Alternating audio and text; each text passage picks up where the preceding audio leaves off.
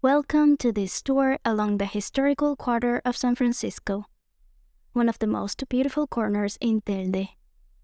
One of the reasons being its design and aesthetics, by which we get carried away to the past. Thanks to this, the old quarter has been recognized as an asset of cultural interest, along with San Juan's old quarter. We will start at the Inestimida Street, and we will finish at the Cuatro Caminos crossroads. To begin, please go towards the police station and place yourself facing it. And now, without further ado, we will initiate the tour. High relief. We are contemplating a steel-framed bronze relief mural by the local artist Luis Arencibia Betancourt. It can be interpreted as a dream he had in which he saw himself as an indigenous person who is sighting the future of Telde, and that he expressed in his work.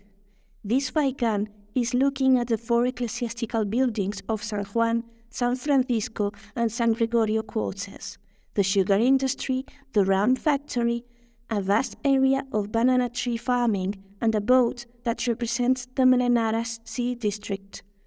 We can see a bristling black cat at the higher part, which could be interpreted either as a reference to Telde's connection to witchcraft or as a reaction of dislike to what it's seeing. Please continue by Inestimida Street to arrive at our next stop, the Aqueduct. Aqueduct. At the end of the 19th century, the city of Telde and its Vega Mayor experienced an important economic boom thanks to its agrarian production, mainly due to a large crop cultivation. Hydraulic mills became needed to carry water wherever wanted, as the purpose of the construction of this one. It was designed by Don Juan León y Castillo and was built in volcanic limestone. It consists of 10 arcs supported by thick columns, and in the upper part, 2 irrigation canals carry water from one place to the other one, overcoming the land incline. You will find Baladero Street to your right. I will wait for you there. El Baladero or Bailadero archaeological site. It was discovered in the 60s and most likely used to carry out an aboriginal ritual that consisted of enclosing the livestock without food or water, causing them to bleed, thus demanding rainwater from the gods in times of drought and famine, hence the name Baladero. However, the name Bailadero comes from a legend that says in this area, covens gathered to dance around the fire and sacrifice a goat as an offering to the demons. Another tale narrates that a light appeared to the neighbors, similar to the popular legend of the Lights of Mafasca in Fuerteventura. Return to Inestimida Street and continue to San Francisco Square, next to the fountain. In the meantime, I will tell you the story of this neighborhood. San Francisco. We are in the center of the San Francisco quarter. Formerly, it was a volcanic and abrupt mountain where the Aborigines took advantage of its hollows to live. When the conquerors arrived, they named the mountain Altozano, whose meaning is hillock, a small elevation of land used to place the gate or place of exit from the walls in times of invasion and wars. This name was pretty common in ancient Castile. Later, the name was completed as the Altozano of Santa Maria de la Antigua, where an hermitage was placed in her honor, and in 1610, with the establishment of the Franciscan monk, the name was changed to San Francisco. As a humble neighborhood, this area was home to the free people, craftsmen, farmers, and peasants that worked for the lords of San Juan. The oldest houses date back from the 16th and 17th centuries, and they were originally single-story with a big vegetable garden inside.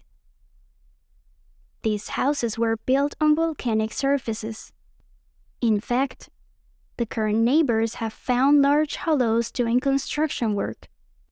These cavities correspond to volcanic bubbles and they have been used to create cellars. Here, time has not passed by, and even the streets have preserved their peculiar names, like the Huerta Street, which reached the vegetable garden of the old convent, hence the name, or the Porteria Street, the one that faced the porter's lodge of the convent, etc.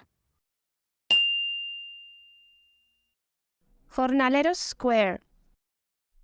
Now you are standing in the Plaza de los Jornaleros. It was given this name due to the Franciscans' era, where both laborers and lords would reunite every day in San Juan before sunrise. The friars would take care of finding manpower for the lords and make sure that their respective economic agreements were fulfilled. They also asked the workers to comply with the tidy payment, which could be done either in cash or through sharing goods. The Franciscans will make the popular sopa boba, boba soup, by taking leftovers and serving them to the least fortunate ones. The Franciscan friars stayed in the neighborhood up until Mendizábal's depreciation in the 19th century. San Francisco's Church. San Francisco's church can be found in front of the fountain, built from the remains of the primitive Santa María de la Antigua Hermitage. Unfortunately, it remains closed to the public with some specific exceptions. The entrance we see here isn't the main one, and its style is neoclassical. It's quite a simple church, no large ornaments, loyal to the reflection of the Franciscan monks' stern lifestyle. It holds numerous indoor tombs where these monks lay, who would do multiple churchy deeds, such as crafting and restoring handmade books, creating school and teaching work, healing the sick and wounded, as well as feeding the poorest, among any other things. Moreover, it is home to a small image of the Santa María de la Antigua Virgin, made by an unknown artist. According to some studies, the Virgin was randomly found by a shepherd inside one of the many caves from Taliarte, to whom the first temple was dedicated. It may not be too worthy on an artistic level, but it is historically.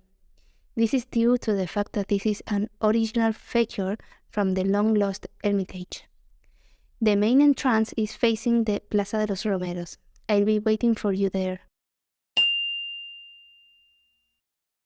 Los Romeros Square. Here you can see the original entrance to the church, as well as a list of the previous guardians of the temple. That's how the Franciscan Order's authorities or superiors were known as, regarding the sacred building. If we look over the edge of the square, we can see on the other slope the original village of Centro, which holds some caves that have always been habitated. And Tara, where the Cabildo is starting a cavity, because it's possibly the lost temple of Gran Canaria, an astronomical calendar that's more rustic and ancient than the one on Risco Caído. A walk through San Francisco's streets. We continue the tour taking a walk through the street of the quarter. Starting on the Porteria Street, as I mentioned at the beginning of the tour, San Francisco was built on lava, full of volcanic tubes. Battlement. Look at the top of the facades of the houses. Those peaks you see are called almenas. This indicated the social rank of the families. For example, while battlement meant pure Castilian and clean blood. 3 battlements meant pure Castilian and Hidalgo, lower rank of the nobility, not title, Castilian who had some merit. Crosses. Throughout the quarter, we will see a series of large crosses. These mark the route of the Via Crucis that the Franciscans made every Friday. This penance was especially bloodthirsty, as the whippings and self-inflicted blows to achieve redemption were especially aggressive, perhaps because of the size of the sins. There were 14 crosses. Only 13 remains nowadays, since one of them was donated to the Valle de los Nueve by Telde's government. And these refer to the 14 stops that Jesus went through before his crucifixion. In 1953, along with the Second Republic, all of them were taken down right after Spain became a secular country. They successfully got rid of 12 crosses, while one of them was hidden. Another one was kept in place as a neighbor refused to let it be taken away and proceeded to threaten with a weapon. The brown wooden crosses are not the original ones. They were designed by Don José Arencibia Gil, who followed the instructions of the parish priest when they were taken away. He asked him to draw them so that they wouldn't be forgotten, and it was thanks to this that in the 90s, the neighbors asked the city council to retrace the drawings of the originals, as well as placing them where they previously were. The green crosses, on the other hand, are original. The Via Crucis tradition can be witnessed on Good Friday every year, but without violence. Horse-mounting steps. Throughout the quarter on the left-hand side, we will see a series of steps attached to the facades. These are horse-mounting steps, or as we call them, monteras, and they were used so that the noble ladies could climb on the beasts, horses, mules, donkeys, etc., and prevent them from showing any private part or their underwear. Next to the Sall House, we can see a good example. Rings. The rings next to the stairs were used to tie horses, donkeys, and mules, but there is one of them that is extremely high for this type of animals. What kind of use would they have if they were bigger and taller? Well, this is where camels and very large breeds of horses were tied. Sall House. Popularly known as the Sall family house, it consists of two buildings. The older one dates from the mid-17th century, and it is a faithful reflection of a traditional Canarian construction, while the second one is a noble example of the neoclassical style. From the beginning, the property held a small house at one of its ends, called the guardian's house, since that is where the domestic workers lived. The history of the Sall family goes back to Francis Sall Grant, a wine merchant who fled from the war in England in 1713. Mr. Juan Antonio Sall and his wife Mrs. Elvira bought this property in 1806, who were in charge of building the neoclassical area.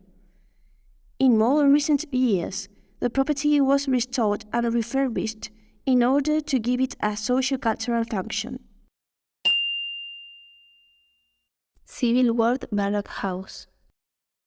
In Carreñas Street, we find an architectural gem which remains abandoned nowadays. The balconies of both this house and the others we have seen are elements that belong to the 20th century. The primitive ones were single-floored, and the plants and balconies were added over the years. It is said that this building was known as La Casa del Pino, because it was built with the wood of a single pine tree. During the tour, you will see some houses from vacation use and other emblematic ones, also destined for tourism. Árbol Bonito. This tree, an Indian laurel, has a beautiful story that has lasted from generation to generation. Shortly after the end of the Spanish Civil War, one day, the children of the neighborhood were playing as if they were fighting in a war against themselves, shouting things like, "Long live Franco!" or "Death to the Republicans!" a neighbor named Doña Magdalena listened sadly and decided to take action. She went out into the street, gathered them and told some of them to dig a hole, and some others to go to her house in order to look for a little tree she had in a pot.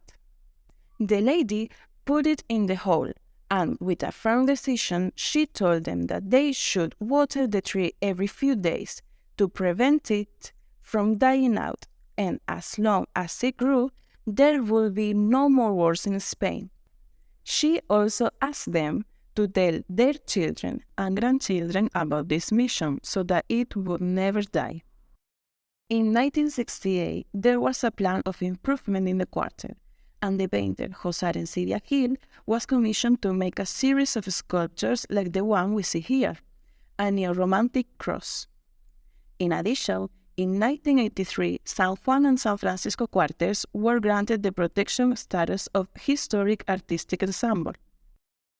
Here ends our visit. We hope you have enjoyed it with us, and we invite you to continue learning about our history at the Casa Museo León y Castillo, free and open to the public, from Tuesday to Sunday from 10 a.m. to 6 p.m. Thank you and see you soon.